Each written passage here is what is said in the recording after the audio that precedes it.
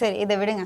இப்ப புஸ்ஸி இருக்காரே, அவர் இப்ப என்ன பண்றாரு, அடுத்து என்ன பண்ணுவார் அவரு? மேடம் அவரு நீங்க வந்து அவர் ஒரு முதிர்ச்சியான அரசியல்வாதி மேடம். அவருக்கு அரசியல்னா என்னன்னு கரைச்சி குடிச்சிட்டு வந்திருக்கிறாரு. ஒரு தொண்டனை எப்படி வழி நடத்தணும், ஒரு தொண்டனுக்கு என்ன தேவை, அவனுக்கு பதவி தேவைன்னா அப்ப நமக்கு என்ன தேவைன்னு புரிஞ்சுக்கிறாரு. அவனுக்கு மாவட்ட செயலாளர் வேணுமா, அப்ப நீ இங்க எங்களுக்கு என்ன செய்வ, அவனுக்கு எந்த பதவி வேணும், இங்க என்ன செய்வ அப்படின்னு பக்காவா வேலை செய்யற. ஒரு வேலையினாலும் 10 போனை கையில வச்சு படபடன்னு அலையிறாரு. அப்ப அவர் அழகா ஒரு கட்சியை வழிநடத்தக்கூடிய அனைத்து எல்லாமே பக்காவா வச்சு செஞ்சுக்கிட்டு இருக்கிறாருங்க.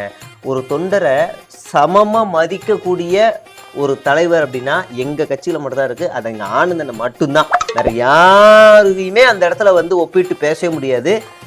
சமம். அது வந்து எங்க தலைவர் நடத்துவார் எல்லாரையுமே. உங்க தலைவர் சமமா நடத்துறாரு. சரி இந்த வீடியோ பாருங்க.